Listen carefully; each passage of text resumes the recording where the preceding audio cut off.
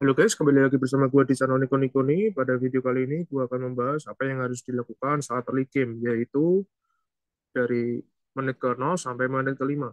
Oh ya, ini sorry ya guys, kemarin gue kan bilangnya dari menit ke 0 sampai ke 3 ya guys ya, tapi itu salah guys. Yang benar itu 0 sampai 5, dan ini benar-benar real ya cuy. Ada di gamenya secara langsung. Tuh, pertama, kita akan bahas dulu apa itu early game. Seperti yang udah gua katakan sebelumnya, early game itu dari awal kita baru spawn, yaitu menit ke 0 sampai menit ke 5.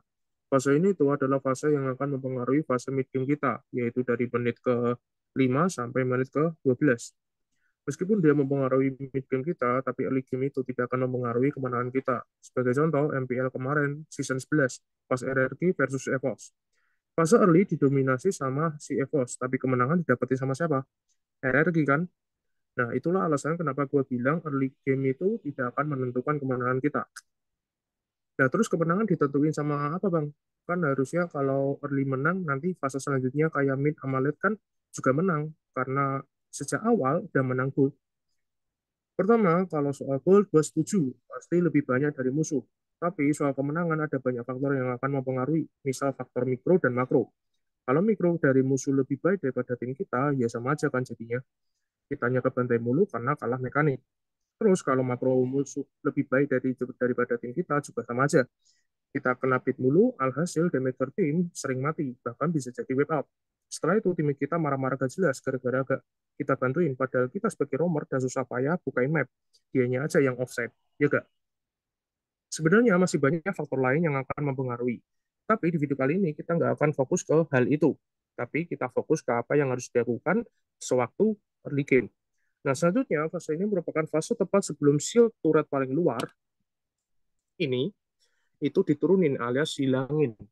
Terus minion bonus juga dihilangin. Ini nih yang namanya minion bonus. Yang terakhir, gold sama EXP yang diterima jungler pas bunuh minion itu tidak dikurangi lagi, alias dapat sama rata dengan tim lain. Ini bukti kalau reward kita pas bunuh minion itu dikurangi. Selanjutnya, fase kontes tetap untuk pertama kali, yaitu pada menit kedua dan menit keempat, alias muncul setiap 2 menit sekali. Fase perkembangan tim yang cukup krusial. Fase ini penting untuk perkembangan tim, baik itu dari sisi gold ataupun EXP. Karena seperti yang udah gue jelasin tadi, kalau early game itu akan mempengaruhi perkembangan tim kita. Fase di mana semua tipe romer bisa melakukan tugas yang sama. Dengan kata lain, fase ini tidak pandang bulu. Semua tipe romer bisa melakukan tugas yang sama. Yang wajib kita lakukan di early game adalah jalan-jalan, bukain map, bus, dan jungle. Kita sebagai romer itu bukain mapnya tidak sebatas di area kita ya, tapi kalau bisa sekalian kita bukain map di area musuh, kayak area jungle musuh sama bus area musuh. Tapi perlu diingat di sini gue bilangnya kalau bisa ya guys. Jadi kalau pas kita lagi bukain map terus musuh ada di sana, terus kita samperin dengan tujuan untuk open map doang, ya jangan, mati konyol itu namanya. Karena ada pasti kita bakalan dicicil darahnya. Terus bisa jadi kita mati. Kalaupun tidak, paling sekarat. Jadi cuma punya dua pilihan, recall atau tetap bukain map dengan resiko mati karena ada sekarat. Jadi usahain kita open map itu untuk ngedeteksi adanya musuh di area musuh ataupun di area sendiri. Nah, terus cara bukain map di area musuh supaya kagak mati konyol gimana, Bang? Sama seperti yang udah gue jelasin tadi, kita bukain map itu sekedar mencari tahu keberadaan musuh supaya teammate kita bisa lebih hati-hati pas mau nyerang ataupun pas mau recall. Bisa dilakukan pas tidak ada turtle. Nah, ini ada beberapa pilihan yang bisa kita lakuin pas turtle belum spawn atau pas turtle udah dibunuh, baik itu sama teammate ataupun sama musuh. Nah, yang pertama, stay di bus, beri vision di sekitar bus. Nah, biasanya yang ngelakuin hal ini itu adalah healer. Nah, pertanyaannya adalah, kalau tipe lain boleh gak ngelakuin hal ini? Jawabannya adalah boleh-boleh aja, kenapa tidak? Alasannya adalah yang pertama, seperti yang udah gue katakan sebelumnya, fase early adalah fase yang tidak pandang bulu. Jadi, semua tipe roamer bisa dan boleh melakukan tugas yang sama. Kedua, fase early adalah fase perkembangan gold dan EXP. Jadi, supaya tim kita itu bisa berkembang secara bersama-sama, maka kita boleh-boleh saja melakukan hal yang di luar tugas tipe kita. Contoh, jungler tim kita, Hanzo. Gold laner-nya adalah Layla. Seperti yang kita tahu, Hanzo itu perkembangannya jauh lebih cepat dibandingkan dengan Layla. Maka dari itu, kita sebagai romer, alangkah baiknya membantu si Layla berkembang di early game supaya gold dan EXP mereka berdua setidaknya seimbang, tidak berat sebelah. Selanjutnya, melindungi atau membantu rekan supaya bisa freeze lane musuh. Sebagai roamer, kita bisa membantu teammate kita yang kalah hero power untuk freeze lane musuh di lane-nya. Freeze lane adalah kondisi di mana seorang player tidak bisa melakukan apa-apa dan hanya bisa berdiam diri di dalam jangkauan turret. Kondisi semacam ini akan sangat membantu teammate kita untuk berkembang karena secara tidak langsung musuh tidak mendapatkan apa-apa. Membantu jungler ngebuff. Ini bisa kita lakuin kalau jungler tim kita lama pas ngambil buff supaya dia bisa lebih cepat dalam berkembang. Contoh jungler tank yang pakai emblem non jungle, membantu rusuh jungle musuh atau cut lane musuh. Tujuannya adalah memonopoli semua gold dan EXP yang mereka dapatin dari minion atau monster jungle. Contoh mid laner kita itu Kadita, jungler musuh itu Akai. Nah, di sini kita bisa ngerusuh Akai pas lagi nge-jungle, karena seperti yang kita tahu, Kadita tuh punya CC yang cukup lama. Jadi, bisa banget tuh digangguin supaya dia sulit ngambil jungle, dan kalau bisa, sekalian aja kita ambil monster jungle-nya. Untuk cut lane itu mirip kayak freeze lane, tapi bedanya di posisinya doang. Kalau freeze lane posisinya face to face berhadapan langsung dengan musuh, di sini kalau cut lane itu motong jalur minion supaya minion kita bisa masuk ke turret dan kita bisa dapetin gold dari outer turret shield plus cicil-cicil HP-nya turret. Cut lane itu di sini. Side lane itu kan ada dua, gold lane sama EXP lane. Nah, karena ada dua, maka harus kita prioritaskan lane mana yang akan kita bantu. Dan yang harus kita bantu untuk cut lane itu adalah lane yang kalah hero powernya. Misal di side lane itu ada Kari sama Lapu-Lapu.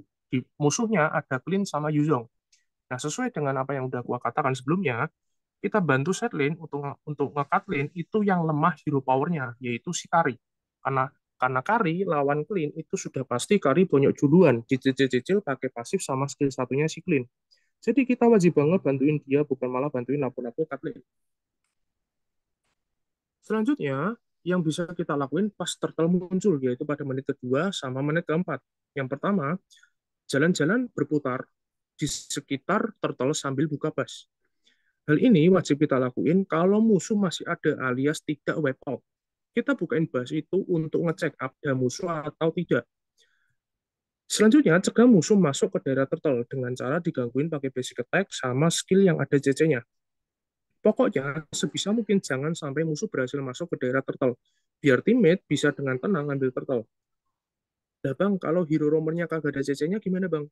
Semua hero roamer itu punya CC guys. Gak ada hero roamer yang kagak ada CC-nya. Tapi kalau CC-nya dikit dan efeknya bisa dihindari dengan mudah, itu ada hero-nya. Contohnya kayak Angela. Nah, kalau pakai hero yang kayak gitu, kita bisa mencegah musuh dengan cara ngasih damage ke mereka. Karena biasanya hero-hero macam ini tuh masuk ke tipe damager juga, guys. Selanjutnya, cari keberadaan jungler musuh lalu gangguin. Cicil HP-nya dan kalau bisa bunuh sekalian. Supaya jungler musuh tidak bisa last hit turtle pakai retri. Objektif atau target yang harus kita capai pada fase ini. Yang pertama, mendapatkan turtle sebanyak 2 kali. Ya minimal sekali lah ya, supaya gold sama EXP tim kagak selisih jauh sama musuh. Tapi lebih baik dapat dua-duanya, supaya gold sama EXP bisa lebih tinggi dari musuh. Kedua, mendapatkan seluruh gold dari outer turret shield, minimal seperempatnya. Supaya hero sidelane punya gold yang lebih banyak dari hero sidelane musuh. Ketiga, maksimum kematian teammate adalah 1 kali untuk damager dan 2 kali untuk EXP laner. Biar perkembangan mereka kagak ketinggalan sama musuh. Nah, untuk 3 poin terakhir itu opsional ya, guys. Jadi, kalau bisa dapetin 3 objektif itu, maka lebih baik. Kalau kagak, ya gak apa-apa. Yang pertama, hancurkan minimal 1 turret, supaya di fase mid sama late itu lebih enak. Karena secara tidak langsung, turret yang hilang itu bakalan mempersempit pergerakan musuh. Alias kayak takut sendiri untuk keluar dari turret tengah. Mau keluar takut digerbek satu tim, kalau kagak keluar perkembangannya lambat banget, dilema mereka. Kedua, bunuh minimal 3 musuh. Seperti yang kita tahu, kalau bunuh musuh kan jelas banget dapat gold sama EXP kan. Ya udah, kalau early udah bisa bunuh banyak, ya jelas perkembangan tim jauh lebih tinggi dibanding musuh. Ditambah lagi musuh yang mati semakin kalah, baik itu dari segi gold ataupun EXP. Terakhir, jungler tim ambil buff musuh atau jangan biarkan jungler musuh dapat buff. Nah, yang ini tuh mirip kayak rusuh jungle musuh ya, guys. Bedanya kalau di sini tuh yang ngambil si jungle tim. Oke, jadi sekian untuk episode kali ini. Untuk episode selanjutnya, kita akan membahas mengenai apa yang harus dilakukan saat mid game, yaitu pada 5 sampai 12 menit. So that's it guys. Thank you for watching this video. Hope you enjoy. Semoga bermanfaat and see you guys in the next episode. Bye bye.